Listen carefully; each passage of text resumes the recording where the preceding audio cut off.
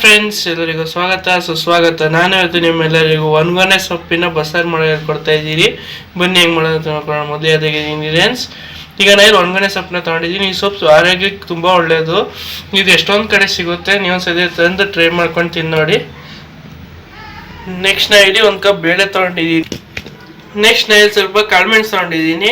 ನಾವು ಕಾಳುಮೆಣಸು ಎಷ್ಟು ತೊಗೊಂಡಿರ್ತೀವಿ ಅದ್ರ ಡಬಲ್ ಜೀರಿಗೆ ತೊಗೋಬೇಕು. ನಾನು ಅದ್ರ ಡಬಲ್ ಜೀರಿಗೆ ತೊಗೊಂಡಿದ್ದೀನಿ.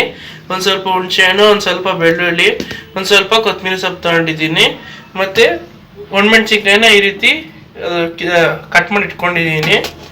ಮತ್ತು ನಾನು ಇಲ್ಲಿ ಒಂದು ಸ್ವಲ್ಪ 6 ಈರುಳ್ಳಿನ ಈ ಥರ ಬಿಡಿಸಿಟ್ಕೊಂಡಿದ್ದೀನಿ. ಒಂದು ಟೊಮೊಟೊ ತೊಗೊಂಡಿದ್ದೀನಿ.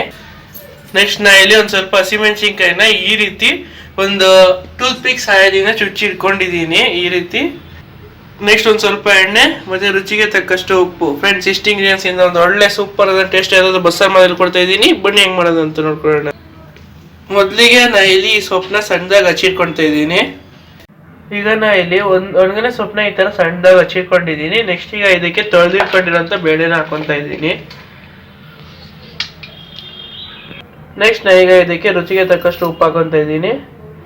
ಮತ್ತು ಈ ರೀತಿ ಚುಚ್ಚಿಟ್ಕೊಂಡಿರೋಂಥ ಮೆಣಸಿನ್ಕಾಯಿನ ಹಾಕೊತಾ ಇದ್ದೀನಿ ಇದಕ್ಕೆ.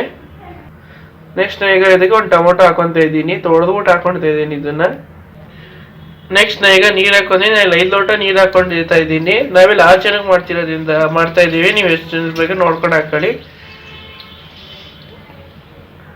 ಈ ಸೊಪ್ಪಿನ ರಸ ಎಲ್ಲ ಕ್ಲೀನಾಗಿ ನೀರಾಗಿ ಬಿಡಿಸ್ಕೋಬೇಕು. ಅಲ್ಲಿ ತನಕ ವಿಷಯ ಹೊಡಿಸ್ಬೇಕು. ಈಗ ಇದನ್ನ ಒಂದು 3 ವಿಷಲ್ ಹೊಡಿಸ್ಕೊಡೋಣ. ನೋಡಿ, ಈಗ ಇದು 3 ವಿಷಲ್ ಹೊಡೆದು ರೆಡಿ ಆಗಿದೆ. ಈಗ ಟೊಮೊಟೊ ಎಲ್ಲ ಹಾಕಿದ್ವಲ್ಲ, ಹಸಿಮೆಣಸಿನ್ಕಾಯಿ ಎಲ್ಲ, ಅದನ್ನು ಸಪ್ರೇಟಾಗಿ ತೆಗೆದಿಟ್ಕೊಂಡು ಸೊಪ್ಪು ಮತ್ತು ಅದರ ರಸನ ಬೇರೆ ಬೇರೆ ಮಾಡಿ ಇಟ್ಕೋಬೇಕೀಗ. ನೋಡಿ, ಈ ರೀತಿ ತೆಗೆದು ಒಂದು ಬೌಲ್ಗೆ ಹಾಕೊಂಡಿದ್ದೀನಿ ನಾನು. ನೆಕ್ಸ್ಟ್ ಈ ಸೊಪ್ಪು ಮತ್ತು ರಸನ ಬೇರೆ ಬೇರೆ ಮಾಡ್ಕೋಬೇಕು. ಈ ಥರ ಒಂದು ಪಾತ್ರೆ ಮೇಲೆ ಜಾಲರಿ ಇಟ್ಬಿಟ್ಟು ಅದನ್ನು ಸೋಸ್ಕೋಬೇಕೀಗ.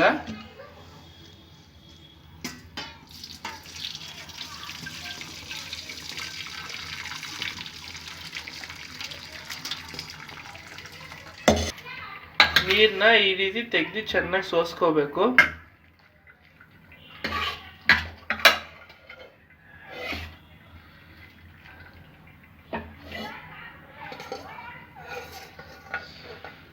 ಈ ರೀತಿ ನೀರು ಮತ್ತೆ ಸೊಪ್ಪನ್ನ ಬೇರೆ ಬೇರೆ ಮಾಡಿ ಇಟ್ಕೋಬೇಕು.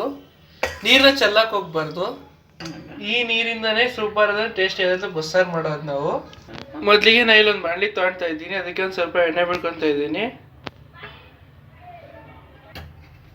ಈಗ ಸಿಪ್ಪೆ ತೆಗೆದು ಬಿಡಿಸಿಟ್ಕೊಂಡಿರೋಂಥ ಬೆಳ್ಳುಳ್ಳಿನ ಎಣ್ಣೆಲಿ ಹಾಕೊಂಡು ಸ್ವಲ್ಪ ಫ್ರೈ ಮಾಡ್ಕೋಬೇಕು. ಬೆಳ್ಳುಳ್ಳಿ ಒಂದು 2 ನಿಮಿಷ ಫ್ರೈ ಆದಮೇಲೆ ನಾನು ಇದಕ್ಕೆ ಜೀರಿಗೆ ಮತ್ತು ಮೆಣಸನ್ನ ಹಾಕೊತಾ ಇದ್ದೀನಿ.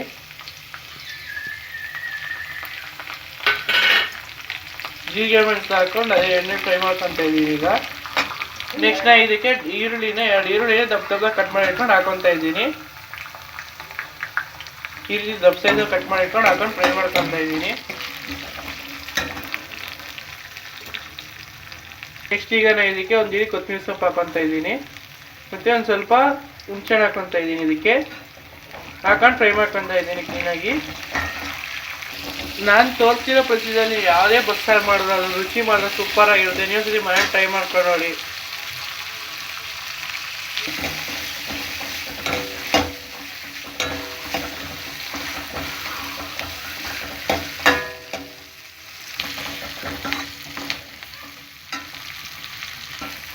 ಈರುಳ್ಳಿ ಕಂದು ಬಣ್ಣ ಬರೋವರೆಗೂ ಇದನ್ನ ಫ್ರೈ ಮಾಡ್ಕೋಬೇಕು. ಈಗ ಇದು ಫ್ರೈ ಆಗಿ ರೆಡಿ ಆಗಿದೆ. ಇದನ್ನ ಸ್ವಲ್ಪ ಹೊತ್ತು ತಣ್ಣಗಾಗಿ ಬಿಡೋಣ. ಈಗ ಇದು ತಣ್ಣಗಾಗಿ ರೆಡಿ ಆಗಿದೆ. ನೆಕ್ಸ್ಟ್ ಈಗ ಇದನ್ನ ಮತ್ತೆ ಈ ಟೊಮೊಟೊನ ಮತ್ತೆ ಈ ಮೆಣಸಿನ್ಕಾಯಿನ ಕಡ್ಡಿ ತೆಗೆದ್ಬಿಟ್ಟು ಫ್ರೈ ರುಬ್ಕೊಳ್ಳೋಣ. ಈಗ ಇದ್ರ ಜೊತೆ ರುಬ್ಬೋದಕ್ಕೆ ಒಂದು ಸ್ವಲ್ಪ ಬೇಳೆ ಮತ್ತೆ ಸೊಪ್ಪನ್ನ ಹಾಕೊತಾ ಇದ್ದೀನಿ. ಇಷ್ಟು ಐಟಮ್ಸ್ನ ಈಗ ಕ್ಲೀನಾಗಿ ಪೇಸ್ಟ್ ಮಾಡ್ಕೊಂಬರೋಣ. ಸೊಪ್ಪಿನ ಸ್ವಲ್ಪ ಬೇಳೆ ಜಾಸ್ತಿ ಹಾಕೊಂಡ್ರೆ ಸಾಂಬಾರು ತುಂಬ ರುಚಿಯಾಗಿ ಬರುತ್ತೆ. ಈಗ ಇದನ್ನ ಕ್ಲೀನಾಗಿ ಒಂದ್ಸತಿ ರುಬ್ಕೊಂಬರೋಣ. ನೋಡಿ, ಈಗ ಇದು ರೆಡಿ ಆಗಿದೆ. ಪೇಸ್ಟ್ ಈ ರೀತಿ ಸಣ್ಣದಾಗಿ ನೀವು ರುಬ್ಕೋಬೇಕು. ನೆಕ್ಸ್ಟ್ ಈ ಪೇಸ್ಟ್ನ ನಾವೀ ನೀರಿಗೆ ಹಾಕೊಂತ ಇದೀವಿ. ನೀವು ಎಕ್ಸ್ಟ್ರಾ ನೀರು ಹಾಕೋಬಾರ್ದು. ಎಕ್ಸ್ಟ್ರಾ ನೀರು ಹಾಕೊಂಡ್ರೆ ಟೇಸ್ಟ್ ಹಾಳಾಗೋಗುತ್ತೆ. ಸೊ ಅದರಿಂದ ಇದೇ ನೀರಲ್ಲಿ ಬ್ಯಾಲೆನ್ಸ್ ಮಾಡ್ಕೋಬೇಕು. ನೀವು ಮುಂಚೆನೆ ಜಾಸ್ತಿ ಸಾಂಬಾರು ಮಾಡ್ತಿದ್ದೀರಿ ಅಂದರೆ ಸೊಪ್ಪಿಗೆ ಜಾಸ್ತಿ ನೀರು ಹಾಕೋಬೇಕು. ಈಗ ಇದನ್ನ ನೀರು ಹಾಕೊಂತ ಇದ್ದೀನಿ. ಈಗ ಈ ರೀತಿ ಮಿಕ್ಸಿ ಅನ್ಕೊಂಡಿರುತ್ತಲ್ಲ ಅದನ್ನ ಮತ್ತೆ ನೀವು ಬೇರೆ ನೀರಿಗೆ ಹಾಕೋಬಾರ್ದು, ಇದೇ ನೀರು ಹಾಕ್ಬಿಟ್ಟೇನೆ ನೀವು ಹಾಕೋಬೇಕಾಗುತ್ತೆ. ಎಕ್ಸ್ಟ್ರಾ ನೀರು ಹಾಕ್ಲೇಬೇಡಿ ಯಾವುದೇ ಕಾರಣಕ್ಕೂ ಇದಕ್ಕೆ. ನೆಕ್ಸ್ಟ್ ನಾ ಈಗ ಇದನ್ನ ಕುದಿಯಕ್ಕೆ ಇಟ್ಟಿದ್ದೀನಿ. ಇದನ್ನ ಕ್ಲೀನಾಗಿ ಕುದಿಸ್ಕೋಬೇಕು. ಅಕಸ್ಮಾತ್ ಏನಾದ್ರು ಉಪ್ಪು ಕಡಿಮೆ ಆಗಿದೆ ಅಂದ್ರೆ ಒಂದ್ ಸ್ವಲ್ಪ ಉಪ್ಪು ಹಾಕೋಬೇಕು. ಮತ್ತೆ ರುಚಿಗೆ ತಕ್ಕಷ್ಟು ಉಪ್ಪು ಹಾಕೊಂಡೆ, ಯಾಕಂದ್ರೆ ಸ್ವಲ್ಪ ಉಪ್ಪು ಕಡಿಮೆ ಆಗಿದೆ ಅದರಿಂದ. ಹಾಕೊಂಡು ಕ್ಲೀನಾಗಿ ಮಿಕ್ಸ್ ಮಾಡ್ಕೊಂಡು ಈ ರೀತಿ ಮಿಕ್ಸ್ ಮಾಡ್ಕೊಂಡು ಒಂದ್ ಸ್ವಲ್ಪ ಕುದಿಸ್ಬೇಕು ಇದನ್ನ. ಇದು ಕುದಿತಿಲ್ಲಿ ಈಗ ಸಾಂಬಾರಿಗೆ ಮತ್ತು ಸೊಪ್ಪಿಗೆ ಎರಡಿಗೂ ಒಟ್ಟಿಗೆ ಒಗ್ಗರಣೆ ಮಾಡ್ಕೊಳ್ಳೋಣ ಬನ್ನಿ. ಆಗ್ಲೇ ರುಬ್ಬೋದಕ್ಕೆ ಕುದ್ವಲ್ಲ ಅದೇ ಪಾತ್ರೆ ಅದೇ ಬಾಣಲೆನ ತಗೊಂಡಿದ್ದೀನಿ. ನೆಕ್ಸ್ಟ್ ನಾನೀಗ ಇದಕ್ಕೆ ಒಂದ್ ಸ್ವಲ್ಪ ಎಣ್ಣೆ ಹಾಕೊಂತ ಇದ್ದೀನಿ. ಎಣ್ಣೆ ಕಾದಿದೆ. ಈಗ ಇದನ್ನ ಸ್ವಲ್ಪ ಸಾಸಿವೆ ಹಾಕೊಂತ ಇದ್ದೀನಿ. ನೆಕ್ಸ್ಟ್ ಈಗ ಸಾಸಿವೆ ಸಿಡ್ದಾಗಿದೆ. ಇದಕ್ಕೆ ನಾ ಇಲ್ಲಿ ಒಣಮೆಣಸಿನ್ಕಾಯಿನ ಹಾಕೊಂತ ಇದ್ದೀನಿ. ನೆಕ್ಸ್ಟ್ ನಾ ಈಗ ಇದಕ್ಕೆ ಒಣಗಿಟ್ಟಿರುವಂತ ಕರಿಬೇವು ಹಾಕೊಂತ ಇದ್ದೀನಿ. ಹಾಕೊಂಡು ಕ್ಲೀನಾಗಿ ಫ್ರೈ ಮಾಡ್ಕೋಬೇಕು ಒಂದ್ ಸ್ವಲ್ಪ. ನೆಕ್ಸ್ಟ್ ನಾ ಈಗ ಇದಕ್ಕೆ ಕಟ್ ಮಾಡಿ ಇಟ್ಕೊಂಡಿರೋಂಥ ಈರುಳ್ಳಿನ ಹಾಕೊಂತ ಇದ್ದೀನಿ. ಸಣ್ಣಗೆ ಹಚ್ಚಿಟ್ಕೊಂಡಿರೋಂಥ ಈರುಳ್ಳಿನ ಹಾಕೊಂಡಿದ್ದೀನಿ. ಈಗ ಇದನ್ನ ಕ್ಲೀನಾಗಿ ಫ್ರೈ ಮಾಡ್ಕೋಬೇಕು. ಈರುಳ್ಳಿ ಕಂದು ಬಣ್ಣ ಬರೋ ತನಕ ಇದನ್ನ ಕ್ಲೀನಾಗಿ ಇದೇ ರೀತಿ ಫ್ರೈ ಮಾಡ್ಕೋಬೇಕು. ಈಗ ಈ ಒಗ್ಗರಣೆಯಲ್ಲಿ ಒಂದ್ ಸ್ವಲ್ಪ ತೆಗೆದ್ಬಿಟ್ಟು ಸಾಂಬಾರ್ಗೆ ಹಾಕೋಬೇಕು. ಇದನ್ನ ನೋಡಿ ಒಂದ್ ಸ್ವಲ್ಪ ಸಾಂಬಾರ್ಗೆ ಹಾಕೊಂತ ಇದ್ದೀನಿ. ಸಾಂಬಾರ್ಗೆ ಹಾಕೊಂಡು ಕ್ಲೀನಾಗಿ ಇದನ್ನ ಮಿಕ್ಸ್ ಮಾಡ್ಕೋಬೇಕು. ಇದನ್ನ ಒಂದ್ 10 ನಿಮಿಷ ಲೋ ಫ್ಲೇಮ್ ಅಲ್ಲಿ ಇಟ್ಬಿಟ್ಟು ಕುದಿಸ್ಬೇಕು. ಈಗ ನಾ ಇದಕ್ಕೆ ಒಂದೊಂದು ಫ್ರೆಶ್ ತೆಂಗಿನಕಾಯಿ ತುರಿ ಹಾಕೊಂತ ಇದ್ದೀನಿ. ಹಾಕೊಂಡು ಕ್ಲೀನಾಗಿ ಫ್ರೈ ಮಾಡ್ಕೋಬೇಕು. ಇದನ್ನ ಈಗ ಹಾಕೊಂಡು ಕ್ಲೀನಾಗಿ ಫ್ರೈ ಮಾಡ್ಕೋಬೇಕು. ನೆಕ್ಸ್ಟ್ ನಾ ಈಗ ಇದಕ್ಕೆ ಸೊಪ್ಪು ಹಾಕೊಂತ ಇದ್ದೀನಿ. ಸೊಪ್ಪು ಹಾಕೊಂಡು ಒಗ್ಗರಣೆಗೆ ಇದನ್ನ ಕ್ಲೀನಾಗಿ ಮಿಕ್ಸ್ ಮಾಡ್ಕೋಬೇಕು. ಮೊದಲೇ ಬೆಂದಿರೋದ್ರಿಂದ ಬೇಯಿಸೋ ಅವಶ್ಯಕತೆ ಏನಿರಲ್ಲ. ಈಗ ಇದು ಪಲ್ಯ ರೆಡಿ ಆಗಿದೆ. ನೆಕ್ಸ್ಟ್ ಈಗ ಸಾಂಬಾರ್ ಇಲ್ಲಿ ಕುದೀತಿದೆ. ಇದನ್ನ ಇನ್ನೊಂದು 10 ನಿಮಿಷ ಕುದಿಸ್ಬೇಕು ಇದೇ ರೀತಿ. ಈಗ ಇದು ಕುದೀತಿದೆ. ಸಾಂಬಾರ್ ಸೂಪರ್ ಆಗಿ ರೆಡಿ ಆಗಿದೆ. ಒಳ್ಳೆ ಟೇಸ್ಟಿ ಆಗು ಇದೆ. ಇದ್ರ ಜೊತೆ ಪಲ್ಯ, ಈ ಪಲ್ಯನ ಹಾಕೊಂಡು ಅನ್ನ ಮುದ್ದೆ ಜೊತೆ ತಿಂತಿದ್ರೆ ರುಚಿ ಕೂಡ ಅಷ್ಟೇ ಸೂಪರ್ ಆಗಿರುತ್ತೆ.